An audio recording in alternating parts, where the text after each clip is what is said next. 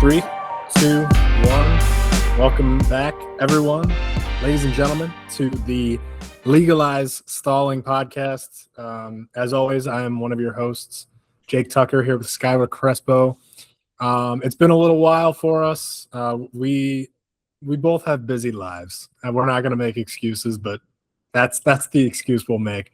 It's just it's crazy sometimes, and it's tough to get on here, but we got postseason wrestling coming up. NCAA Division I is what we're going to cover, the men's. So we got Big Tens this weekend that we definitely want to do a little preview of.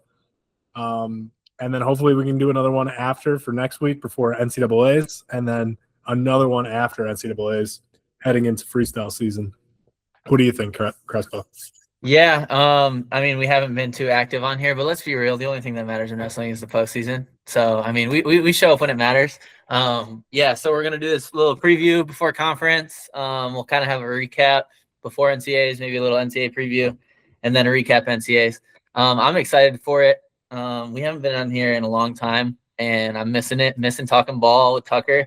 I'm excited to get right into it, man. Yeah, absolutely. I feel like me and Crespo text about wrestling all the time, so it's like, I don't know. I feel like it was only a matter of time before we jump back on here. So, 100%. Big Tens. I had one question before we really dive into the weights. Like 125 to 285. Do you think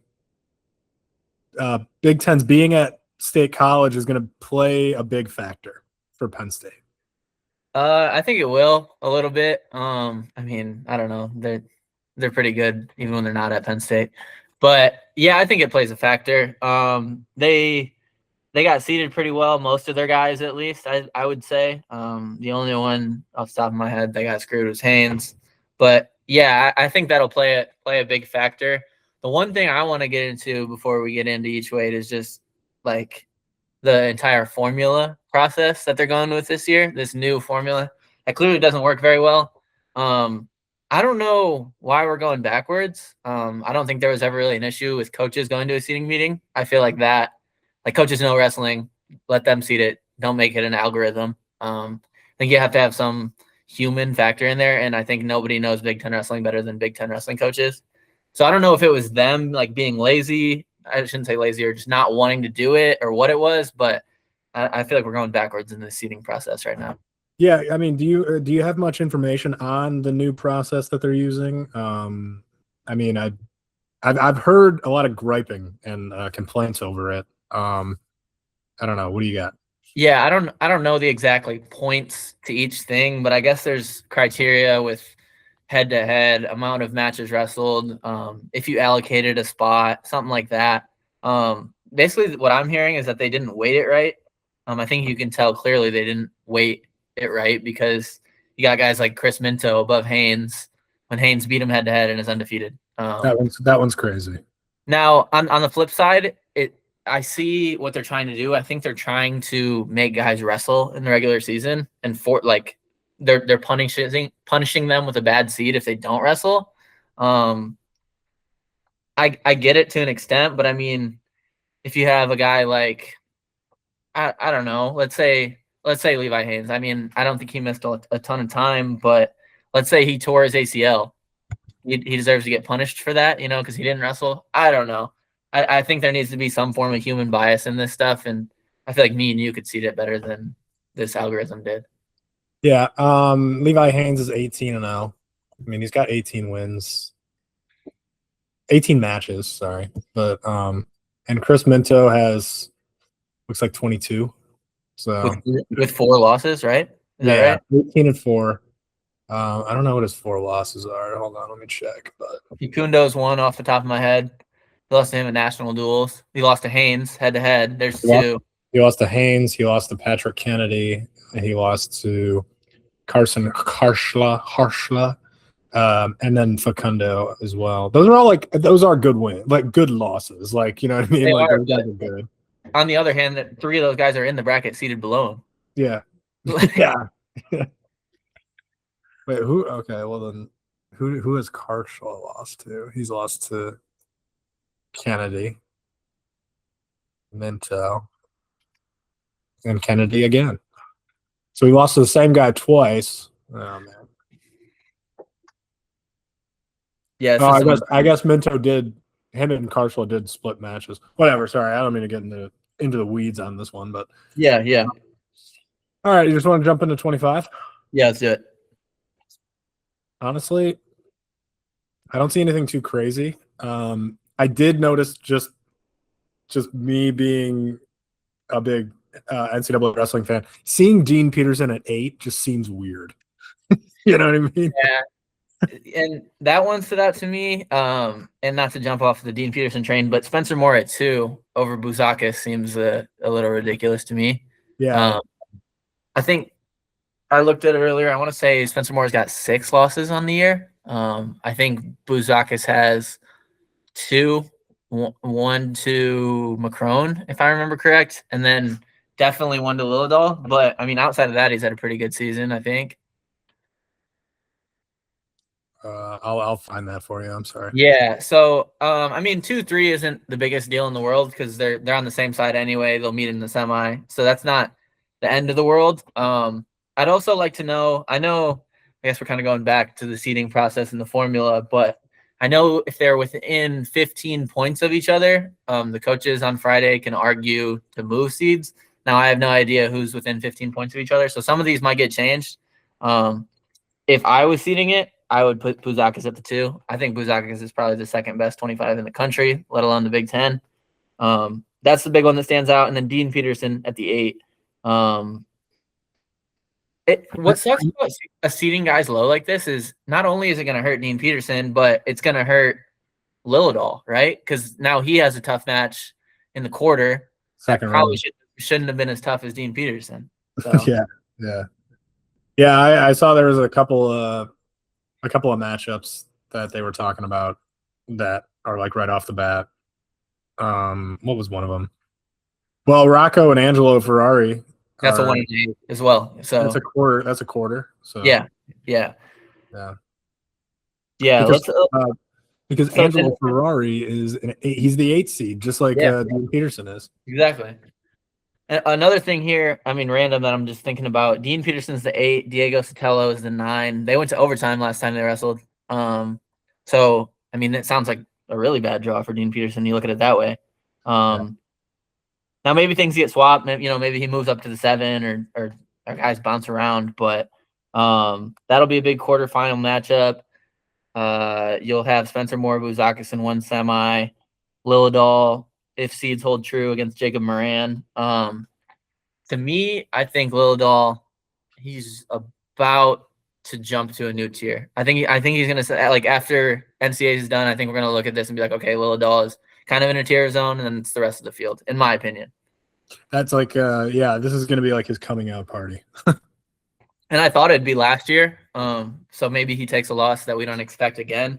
25 is always crazy, but he's in the Penn State room, man. He's a blue chip recruit. He's had success. Like, if you look at other people, finish. You look at other people in this position. The next step is dominant national champ that kind of separates himself. So, yeah, no, you're not wrong. I will say one thing, that Nick Bouzakis in the match that he wrestled against Lillidahl, I will just say this: it looked like he got tired. True. I just feel like maybe if he's able to rectify that, maybe if it's like a tournament format where he's got a couple hours to refuel and stuff, maybe it'll be different. I'm just bringing up all the variables, but I think that is true. I think Bouzakis is dangerous. So I don't know. Maybe him in a tournament format will look a little different against Lillidahl, but that first match was just like, it was so high level. It almost was boring because it was just like, tough hand fighting, and they were just in the middle of the mat the whole time. It was just, it was like objectively good wrestling, but like for a casual fan, it was probably like, yeah. Yeah, I agree. Like a one exchange match. I mean, it happens a lot in high level wrestling. Right. Do you remember when will quarterfinals be? Because I think that matters. Like if they're the first thing in the morning on a day, I think it's bad for Bouzakis. But if that's an afternoon session where he weighed in 8 hours ago, that's a huge advantage. So Well, I know that the semis, they wrestle all the way through to the semis on that first day. okay, so yeah, it'd probably be midday of Yeah, it would the be first midday. day. Yeah. This is Friday, Saturday, correct? Saturday, Sunday. You're right. You're right. Saturday, Sunday. Okay, so midday Saturday they'll wrestle. Yeah, I think that definitely favors them compared to an hour after a weigh-in and a dual meet. Well, now it's 2 hours, but it's still way different. Yes, yes. Because the tournaments have always been 2 hours, so he's not even going to wrestle his first match until 2 hours. You gotta think, when does he meet Buzak? When does he meet? It'd be like the second round of top side. Who, Because Buzak? yeah, Buzak there's Buzak is the 8. It's a 16-man bracket with 2 buys. So no. That's Buzakis is the 3. Dean Peterson is the 8. Oh, I'm sorry. Yeah, I'm getting real confused here. Yeah, no, So Buzakis, he should feel great if he wrestles Lillinall. you're right. You're right. It won't be till Sunday night. Yeah. Okay. Yeah. So even better. Yeah, and you're right. He's dangerous. I mean, he goes up 7 points, puts him on his back. That's a completely different match. That's for sure. Yeah. All right. You want to jump to 33? Yeah. All right. Yeah, this one is like crazy. Obviously for the top 6 or top 5 definitely, but Jacob Van Die's good, Spidle's solid. Yeah. We got former Big Ten champion at this weight class at the 9 seed. Yeah, it's just top to bottom really tough. Marcus Blaze the 1, Lucas Bird the 2, Davino's the 3, and then Zan Fugit is the 4 with Drake Ayala at the 5. I'm not super mad about this other than the 1 and 2. I mean, yeah, like Bird should probably be over Blaze. Yeah. I mean, I see both sides of the argument. The thing is, Bird wrestled all his Big Ten duels. It's just Illinois kind of had a weirdly easy Big Ten schedule this year.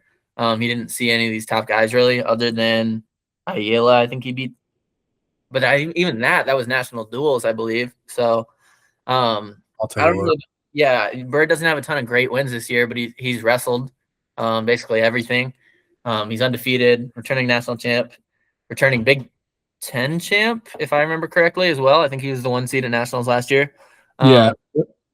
To me, he should be the 1 seed. But I get it at the same point. I mean, Blaze beat Davino and Ayala both.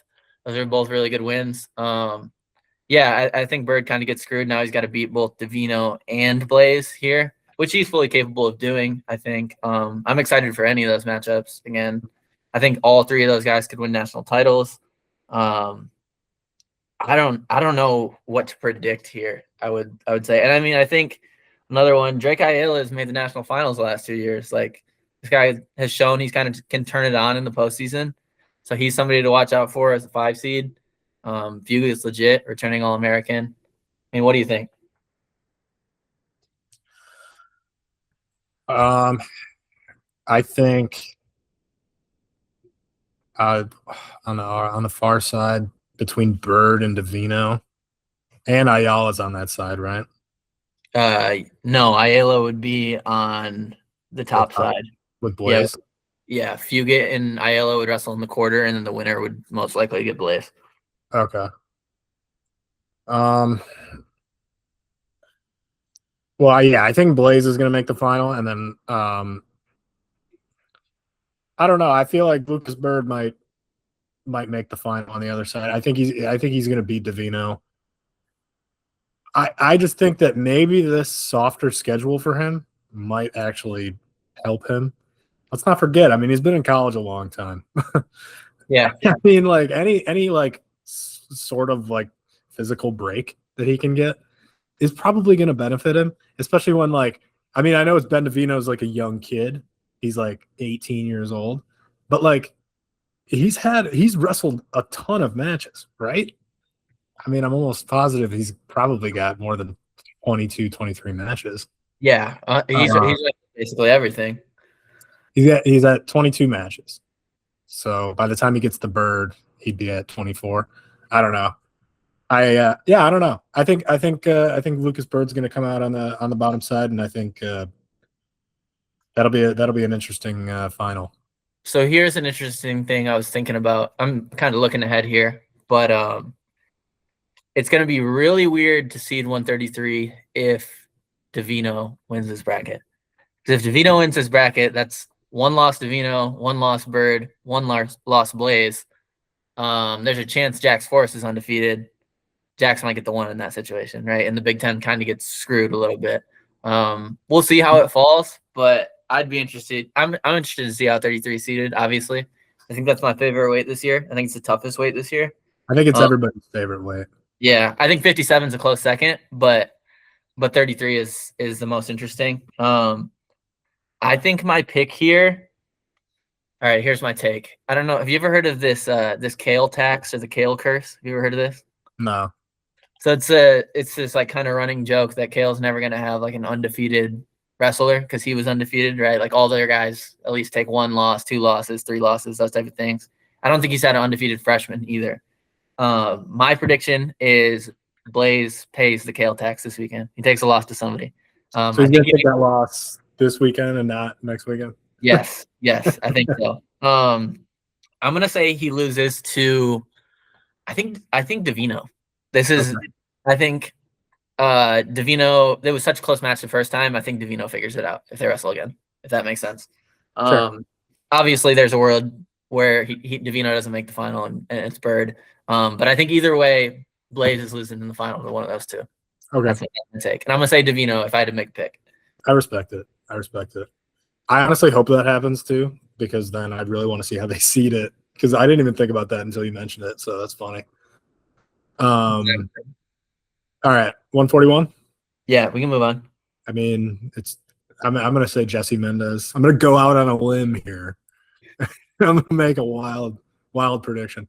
The thing is though, Brock Hardy and him always have pretty good matches. So like, I don't know. Maybe we see another good match between them. Yeah. I mean, Von Bauer is a guy that can turn it on in the postseason. Yeah. He had a pretty legit win last year. I don't remember. He had a good Big Tens. Did he not? He made the final, I want to say. Yeah, he did. And then Brock Hardy pinned him in the final. I think you're right. Yeah. And I think he had beat Bo Bartlett then, I believe. On the other side? Yeah. Yeah, you're right. Braden Davis at the 7. Who's this? Braden Davis? At the 7. Okay, yeah, so he'll fall into Hardy, who he actually looked really good against until he got pinned. I mean, kind of weird to say because he got pinned, but no, there was like a minute left. Yeah. I mean, I think that's a winnable match. Yeah. You got Nasir Bailey in at the 4. Another thing we haven't really talked about here, Iowa has always kind of been weird about these seeds, these pre-seeds and stuff. Remember a couple years ago, they didn't seed Brody Teske and then like threw him in at the last minute. I'm interested to see who goes for them. They got Nasir Bailey in the pre-seed, but Cale Peterson has been wrestling a lot of deals lately. I don't know if Nasir's hurt or maybe Peterson want to wrestle off. I don't know, but just something to look out for. Yeah. I mean, what else? What else about this way? You got Ragusan at the 5. How about Oliveri at the 10? Oliveri's undefeated on the year. Now he's wrestled kind of a cupcake schedule. Hasn't wrestled any Big Ten guys or anything like that, but he is undefeated. I want to say he hasn't wrestled any Big Ten guys. Hasn't wrestled a single Big Ten guy, which I don't know how you even do that. How do you do that? It's insane. But he's ranked very high. I know rankings necessarily don't matter. You still got to go wrestle, but he's ranked top 10 off the top of my head. Okay, let me look. Yeah, undefeated on the year. I want to say 15-0 roughly. Yeah. He wrestled in a couple non-conference duels. And then the Keystone Classic and the Bloomsburg Open. Yeah, I mean, I don't hate that seed. You got to wrestle 10 guys. Yeah, no, I agree. But he is pretty solid. I don't think I'd want to wrestle him as a 10 seed. There's a lot worse 10 seeds out there, that's for sure. Yeah. Yeah, I mean, Mendez is going to win. I think Hardy probably makes the final. I don't know, man. Maybe Braden Davis knocks him off. we'll see. Nasir Bailey, Dylan Ragusan will be interesting in the quarter. Winner of that will get Mendez most likely, which sucks for them because he looks like a man possessed this year. Yeah, I mean he probably rolls through it, but the rest of the bracket will be interesting. Yeah. 41 to me, I mean, he's kind of in his own tier, and then maybe you got Sergio Vega in the next tier. And then after that, there's like a grouping that kind of needs to, we'll see where they go. You know, that Hardy Echemendia here maybe is in there, maybe Braden Davis is in there. So yeah, I feel like we'll have like a crazy dark horse at NCAA's. I think so too. Maybe not like a finalist, but like top 5, something like that. Yeah. All right, let's move on. 49 is kind of anticlimactic, kind of like 41. I mean, Van Ness is kind of just handling everyone in the Big Ten, right? I mean, yeah. Has he had anyone? Carter Young went up on him like 7-0, but then he hung like 35 points on him. Something ridiculous. 35. Oh yeah. Carter Young 31-15. Yeah. Yeah, something ridiculous. He teched him. Yeah, I think you're gonna have to pin Shane Van Ness to beat him. Across the whole country, I think he's tier of his own at 49. No disrespect, but to me, one of the worst weights we've seen in a while. Just in terms of just like they're like outside of Shane Van Ness, it's like who are you even confident makes the podium? Styles maybe. I mean, Styles is the 2 here, but he's been banged up a lot of the year. He hasn't wrestled a lot of those top guys. Yeah. He didn't wrestle in the duel against Penn State, did he? No. Yeah, I mean, he's tough. I think he took 4th last year. Jackson Joy, that's the other one that I'm thinking of. See, and Jackson Joy, I think just took a loss the other day. I want to say he lost to. I'm gonna butcher this name. Biskins. Biskins. Yeah. Biskins. Yeah. Biskins. He's good though. I mean, he is. I mean, he did get like majored by Bo Bassett. Right. So let's not talk shit about Bo Bassett. Bo Bassett's really good. He is. Why are we doing this? He is. I don't know. It's just Casey Swiderski is in there. But it seems like everybody except for Shane Van Ness has had a match where you're like, ooh, like you know what I mean? Has had at least one bad match on the schedule. Yeah, you're not wrong. Yeah, I gotta be honest. Shane Van Ness is like definitely the guy to beat this year at 49, especially in the Big Ten. Yeah, because like if you go on the rankings, well, I'm on WrestleStat right now. You got Shane Van Ness at 1. The next Big Ten guy isn't until 8, which is Carter Young, the guy he tech fold 31-15. So it's like it's gonna be Van Ness versus the ACC and the Big 12. Yeah, 100%. It's interesting too. Like Carter Young, just another storyline here. Like he transferred that semester, couldn't start at Okie State, and now he looks like he could be an AA threat. I'd be interested to see him wrestle Swiderski in the postseason. That'd be cool. A little revenge match. You also got Lachlan McNeil at the 4. Kind of having a down year, I would say, compared to some other years. Yeah. But he's tough. I mean, he's taken some losses that he probably you wouldn't think he would take coming into the year. Coming into the year, I want to say he's ranked 2nd or 3rd at the weight. He's at the 4 seed here. He'll have Van Ness in the semi if things go to plan. He's gonna have to get through Carter Young in the quarter if these seeds hold. Who else is interesting to look at here? Chance Lamer. I mean, he's looked really good at times in his college career. Yeah. He's at the 6. Joe Zargo from Wisconsin at 3. I mean, he's pretty tough. He's had some good wins. I think this bracket will be interesting outside of the winner, if that makes sense. Yeah, that makes sense. Yeah, I agree. All right. Let's move on. My old weight class. Mine too. 157. Antrell at the 1, PJ Duke at the 2, Cannon Webster at the 3, Anthony White at the 4, Catcher Bone at the 5, Charlie Millard at the 6, number 1 ranked guy in the country, Brandon Cannon at the 7. And then it kind of, I don't want to say, I was going to say peters out. Just kind of, and then it just, yeah. I would agree. That's the end of a tier for sure. Yeah, the end of a tier. So what do you got? Yeah, my big thing is before these seeds came out, it was going to be hard to seed because, I mean, Cannon's undefeated, but he hasn't wrestled in a while. He's got a win over Antrell Taylor, but that was October or November. And it seems like you're screwing somebody regardless of how you seed it. If you give Cannon the 1, kind of screws Antrell Taylor and PJ Duke, who didn't get a chance to wrestle him and recently, at least. If you seed Antrell Taylor 1, it's like Cannon beat him this season, kind of screwing Cannon. In my mind, regardless, the top 3 was Cannon, Taylor, and Duke. I don't know where we got 7 from, especially when Cannon has 2 wins over Charlie Millard, who is 6. It seems like they did not weight head-to-head nearly as heavy as they needed to, in my opinion. Yeah, I mean, do you think that the inactivity has something to do with it as well? I mean, he has 13 matches. For sure. That's why he got docked so much. But again, like, I think he's had a legit injury, So yeah. And I get it. It's hard to distinguish between real injuries and load management or sitting or whatever you want to call it. But 7 feels a little unfair to me.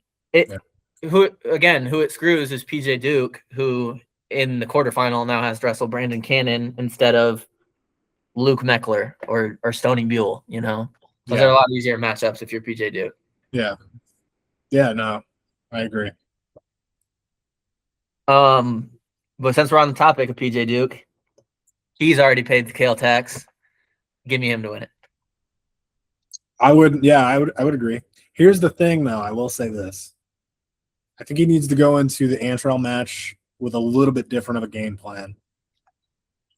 If you go into the third period 1-1 with Antrell Taylor, he's going to find a way to win that match. He's so clutch in those tight matches. The tighter that match is, the more it favors Antrell Taylor. He needs to get some takedowns early. He needs to put some points on the board and maybe get a little bit of a buffer. That's what he needs to do. I fully agree. Antrell Taylor is a match manager to a T. Oh, my gosh. And it doesn't matter if he's wrestling PJ Duke or he's wrestling Bryce Lowry. It doesn't matter. Like, it's going to be a close match, and he's going to win by probably a takedown or a point, one of the two. I think you're right. I think PJ Duke needs to go get a first period takedown. That completely changes the match. Doesn't mean it's over because I think Antrell can clutch up again and kind of come back. But PJ Duke almost did in their duel match. I don't know if you remember that. Yes, he did. It was kind of controversial. I wasn't sold on it. It was kind of close, but that's what he needs to do. He needs to finish that shot, and then that match is totally different. I agree. Now,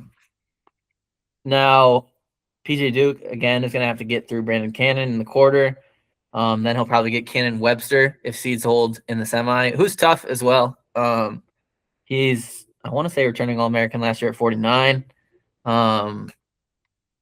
Yeah, I mean, we'll see if PJ Duke can pull it off, but I think when he's on, he's my pick to win NCAAs when he's on. Yeah, I saw some people talking about Meyer might be able to take him out, which isn't the craziest thing in the world. But I feel like in order for that to happen, like PJ might not. Meyer would have to be on, and PJ would have to be not on for that to happen. I would agree. I think also we kind of I don't know if look down on is the right word, but look down on Shapiro because he hasn't won an NCAA title yet. He's still legit. I mean, he took third. I want to say he took fifth last year. Is that right? Yeah. Or fifth as a freshman and third last year, something like that. I mean, he's legit, but I think the unknown of PJ Duke being a true freshman might kind of raise him a little bit as fans. We'll see. I think Meyer is capable of it, like you said, when he's on. But that's also a big if. Meyer's a little up and down throughout the career. Yeah, it's kind of, I don't know if it's like a Cornell thing, but you know who was like that was Vito a little bit. Big time. A little bit up and down, but then like when he's up, he's beating RBY in the finals. You know what I mean? Yeah, I agree. That's a good comparison. Yeah. All right. 165. This is probably the easiest one to predict. Mitchell Messenbrink probably going to win the Hodge this year. Mm-hmm. A lot of people were upset over Caliendo as the 2 over Blaze.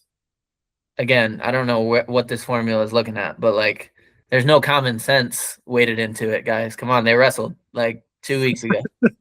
Isn't Joey Blaze undefeated? Yes.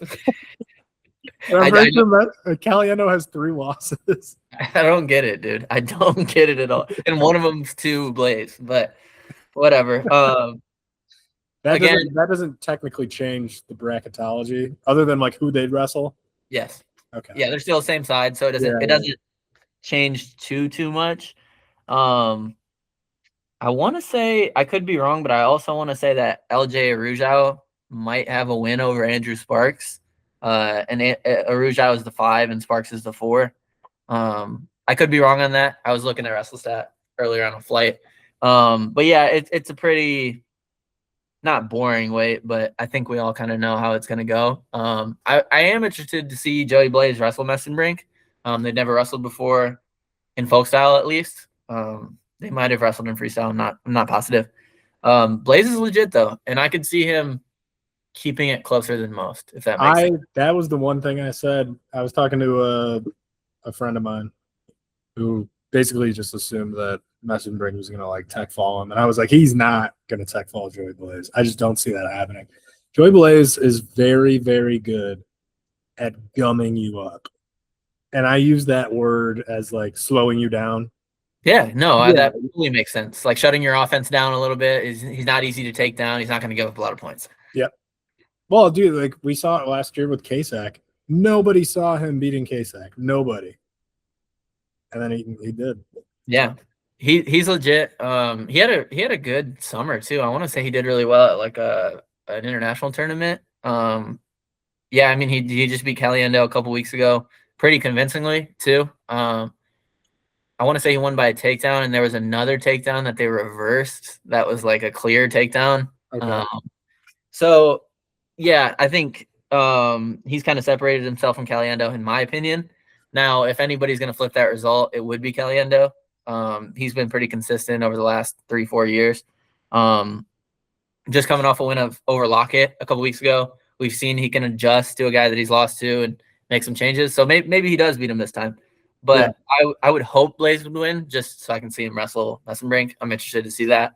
Even though I think Messenbrink's a clear favorite, I think it's a fun match. I wonder, so if Caliendo and Messenbrink wrestle 2 more times in the Big Ten finals and the NCAA finals, how many total is that? I mean, 3 last year, at least 1 this year. I mean, that's got to be close to 8. No, they wrestled the year before too, didn't they? Yeah. This is like 3 years of just nonstop wrestling each other. Yeah. And I had seen a thing that Ben Askren said they could wrestle 1,000 times and Messenbrink would win every time. That's so disrespectful. like out of 1,000 times, you wouldn't even catch him on his back. Oh, that's funny. All right, 174. We got Christopher Minto at the 1 over returning NCAA champion, undefeated number 2 Levi Haynes. Not returning, 2 years ago. He took 3rd last year, but yeah, you are correct. My apologies. Yeah, but yeah, he hasn't lost since the national tournament last year. World silver, I think, this summer. Yeah, he's. I don't know how he's the 2. This one makes 0 sense to me. I'm hoping these ones get switched, but I don't know if they're going to be able to.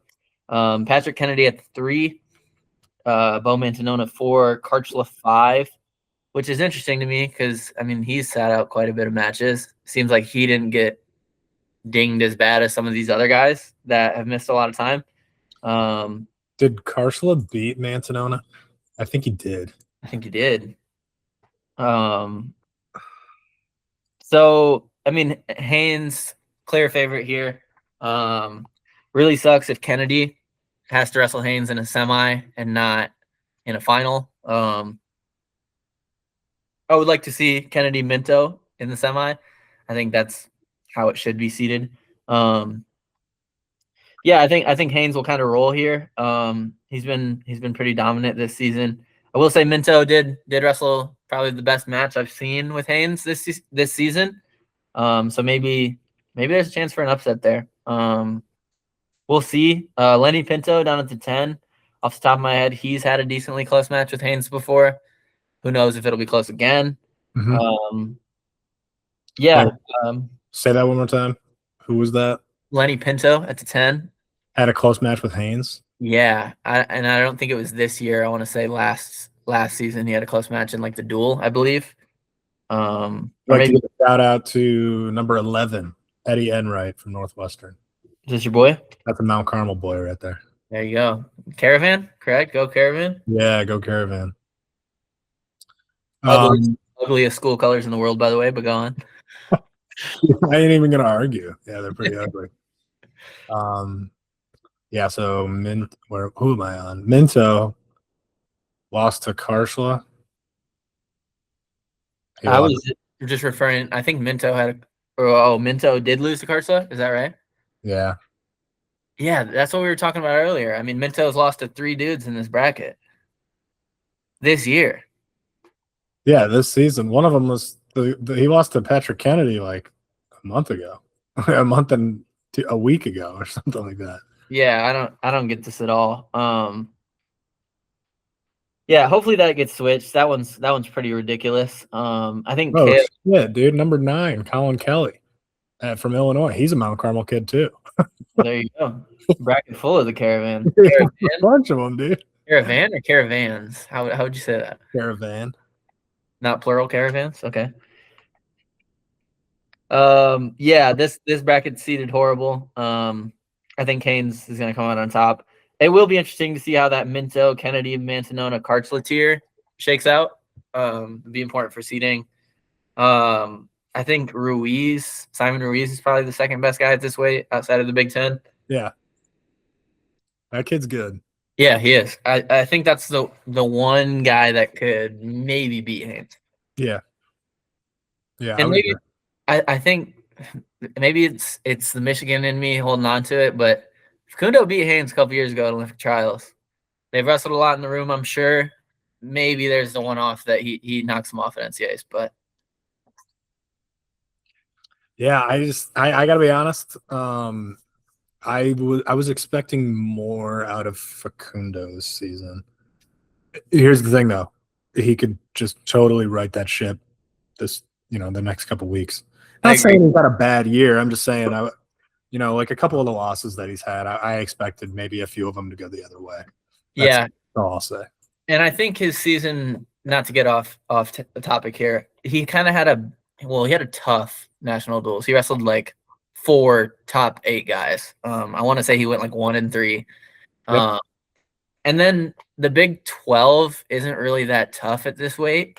So I think he kind of hasn't had a chance to beat any super legit guys during this dual season. So I think that might play into the underwhelming aspect of his year. But I don't know. I think he's going to have a good postseason. I think he at least gets on the podium. I agree. I think he gets on the podium. I agree. All right, 184. Let's get into it. Rocco Welsh, the 1, McAnally, the 2, Allred, the 3, Mantanona, the 4, Chris Moore is the 5, and Dylan Fishback is the 6. Dylan Fishback, who almost beat Rocco Welsh in the duel. What are you shaking your head about? How ridiculous this is seated. What like? Yeah. I was like, what's going on over there? Like Fishback. I want to say, yeah. Sorry, 7 is Cartagena Walsh, and 8 is Angelo Ferrari. Yeah, and off the top of my head, Fishback's only losses this year are Welsh, that close one. I think he had a close loss to Ferrari off the top of my head. To me, he's kind of cemented himself as like the fifth best guy at 184 in the country. I mean, it's kind of been all season. You have the big four of Welsh, McAnally, Ferrari, and Sinclair. Yeah.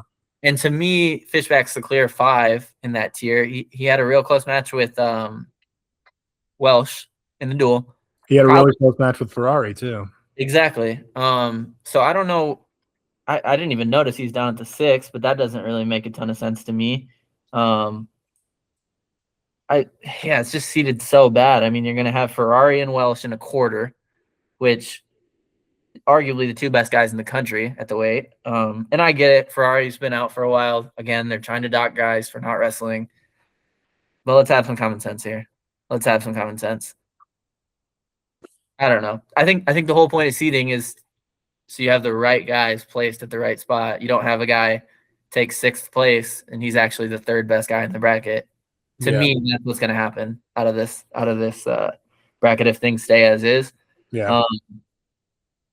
I'm going on a limb here though, and I think who it's really going to screw is Rocco Welsh. I think Ferrari's going to get him this time. Yeah, I wouldn't be shocked. Right. Now how hurt is Ferrari is a big factor here. If he's dinged up, maybe he doesn't pull that upset, if you want to even call it an upset. But I think when he's on, he can win a national title here. I think he's going to take him out in the quarter. And I think we could see that being the straw that gets rid of this seeding formula. Something goes against Kale. Everybody kind of, It's kind of like how every year during the CFP, like they keep changing rules every year, but then they're like, oh, that didn't work because these first rounds are just bloodbaths. Yeah. Yes. Kale's like the Notre Dame of the college football playoff. Like we just do whatever they say. We got to make weird rules to make things fit their agenda. Dude. Shane Tucker listens to this podcast. He's going to text you. Shane Tucker's a Spartan at heart. No, that's completely wrong. Yeah, I think that's not true. He takes Irish over MSU for sure. No, he takes He takes bias towards Notre Dame over MSU for sure. Yeah, for sure. Yeah, I mean, I remember in the beginning of this season looking at 184. I was like, all right, Welsh, McAnally, Ferrari, Sinclair. Fishback is really good. He's kind of like you said at that 5 spot. I mean, any one of those 4 guys could win this. Right, 100%. Yeah, it's a super exciting way with that top 4. McAnally kind of gets blessed here, if I am reading this right. Would the 6 be on the same side as the 3? I think. Or the 6, yeah, I guess the 2 and the 3 are the same side.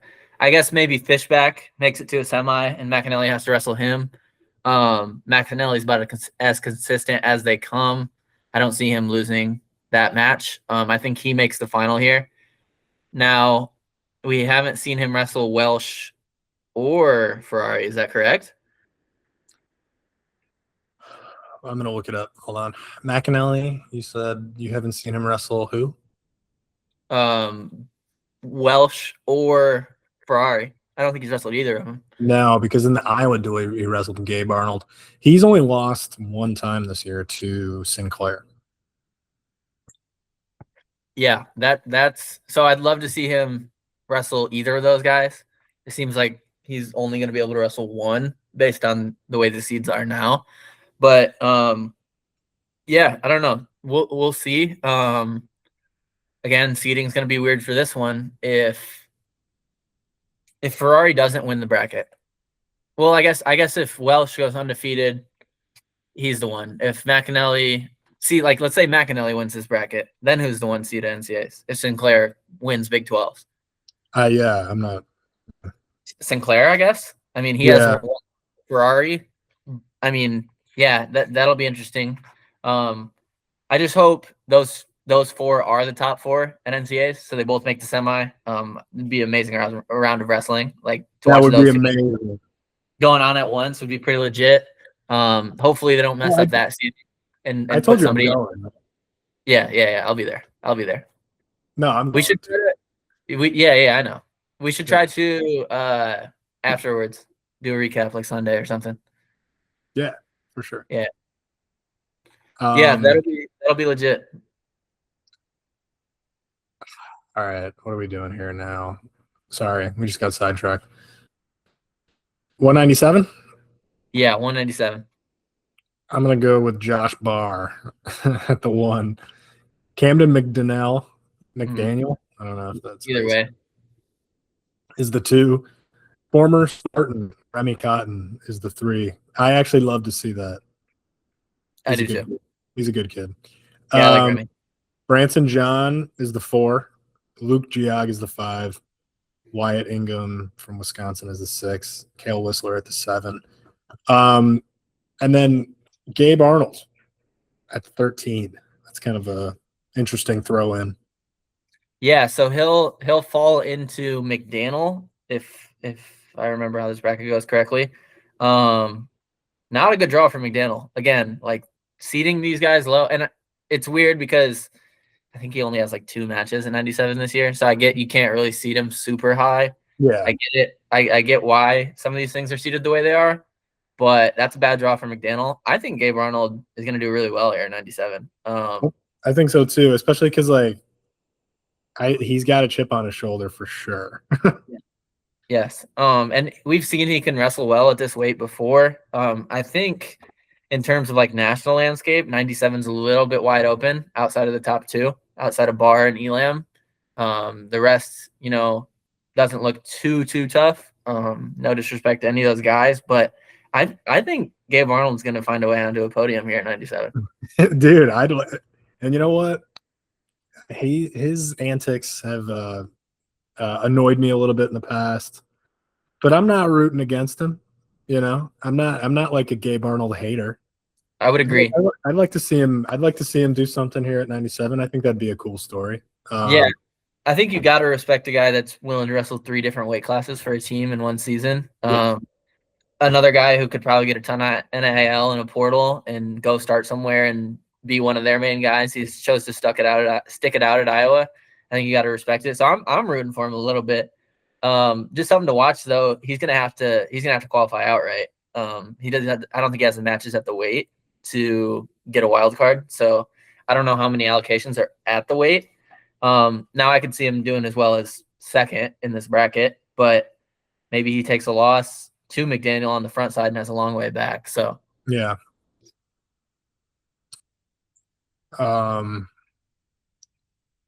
Let's see. Other than that, though, do you know which side he's on?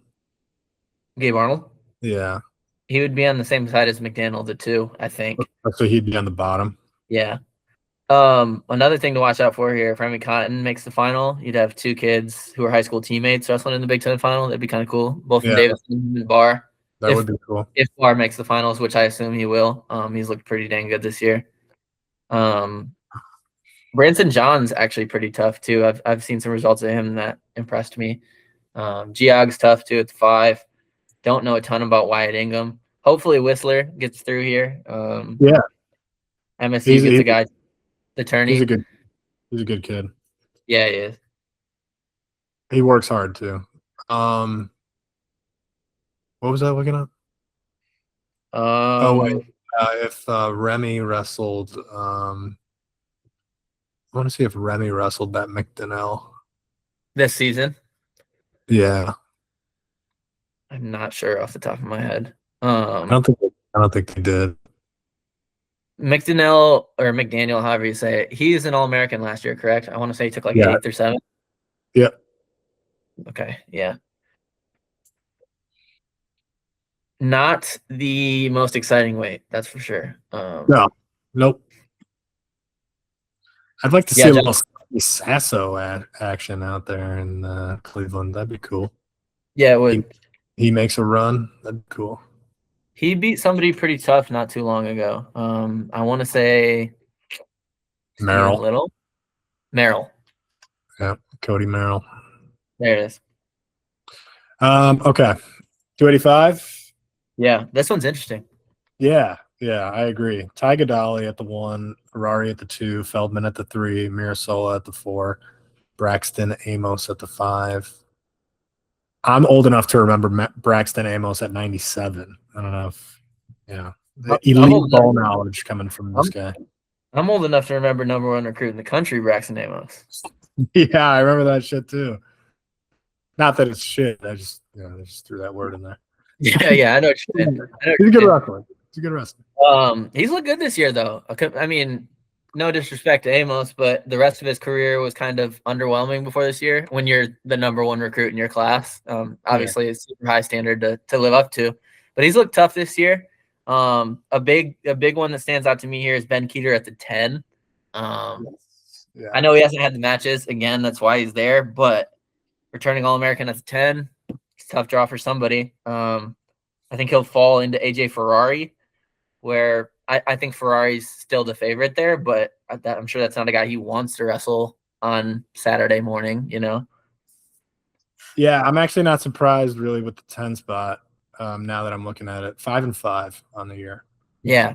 Now, I think all 5 of his losses are pretty tough guys, but I don't think any of the 5 wins are that relevant, are they? Younger, Cole Mirasola, AJ Ferrari, Nick Feldman, and Gadali.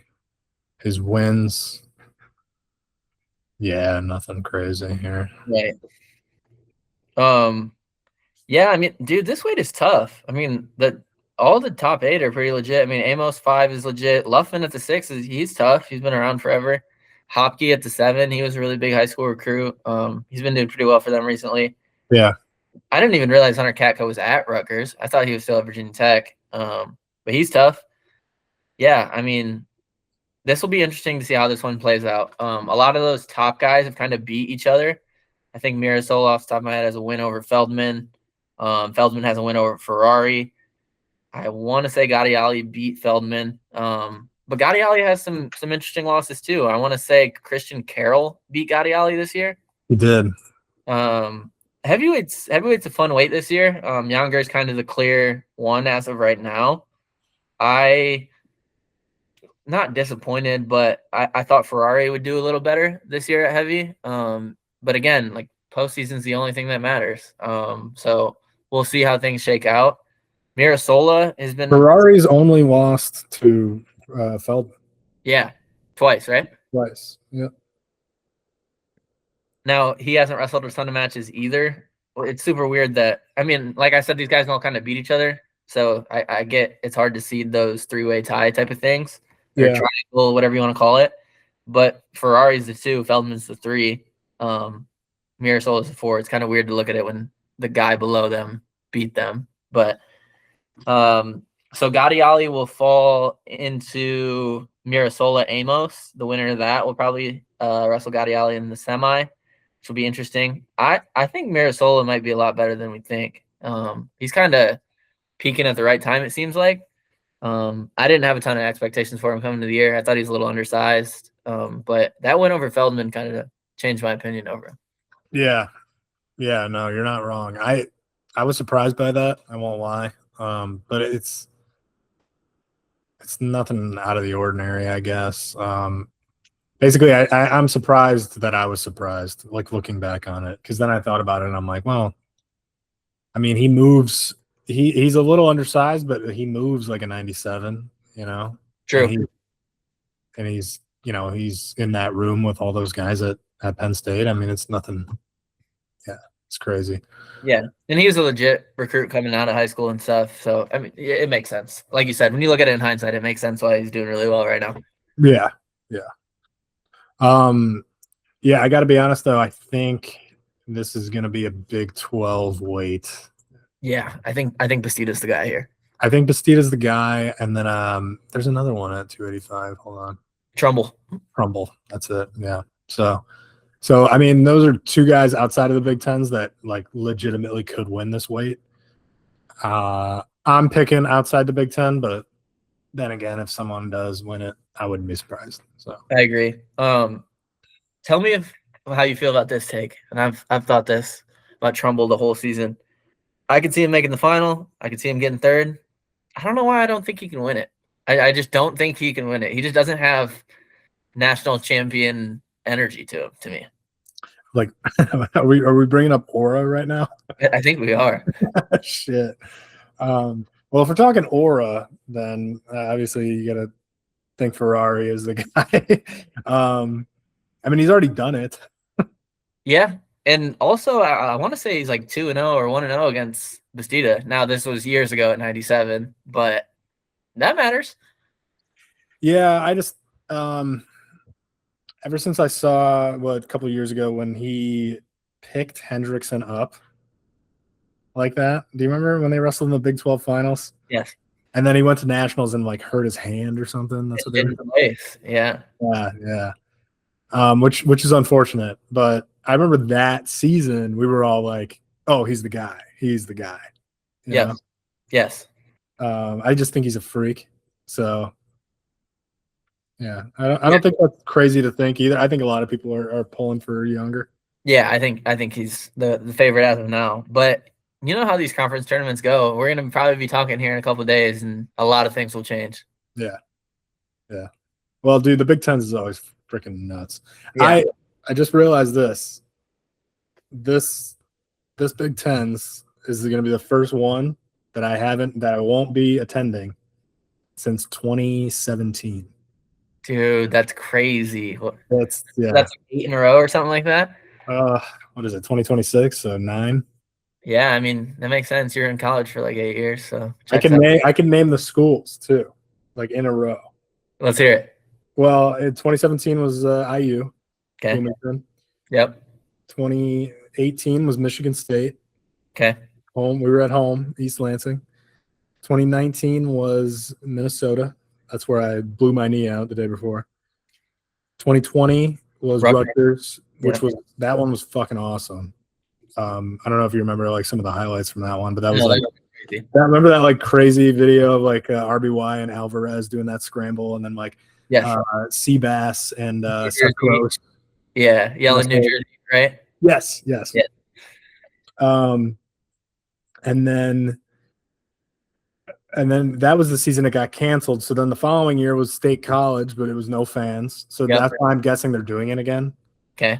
Is because they didn't get fans last time. Yep. So that was 21. 22 would have been. Let me cut you off. Just pointing out another Notre Dame rule change for Penn State here with getting to host NC or Big Tens again. But go on. That one, I could see a little bit of reasoning behind. I mean, they didn't really get it. Yeah, I mean, Notre Dame doesn't need a conference either. But go on. Yeah. Fuck, I'm drawing a blank. 2022. Okay. You were on the team, weren't you? Is that Nebraska? Yes. It was Nebraska. Okay. Yeah, we went. We drove out there. Yeah. And then the following year was Michigan. Damn, dude, you got it better than I do. And then the following year was Maryland. Yep. And then last year was Northwestern. Yep. And so then we're back to Penn State. So yeah, man, I'm excited for this weekend. NAI Nationals are this weekend, so I won't be able to get to watch too much. Sunday, I'll be watching. I feel like I always miss out on this conference weekend, which kind of sucks, but I'll be at NCAs, so I get to see the big one. Yeah, I'm excited. Me too. We got to get together after. Maybe take in some of the Cleveland nightlife. Yeah, definitely. Yeah, definitely. Beautiful city. Beautiful sunny city. Yeah. All right, that's all we got. Anything from you, Crespo? I think I'm all good. Thanks for listening. If you made it this far, we'll try to be more consistent. I mean, off season's coming up. I feel like we'll have some more free time. But yeah, talk to you guys soon. After conference, we'll give you guys a recap. Legalize stalling. Legalize it. See you, boys.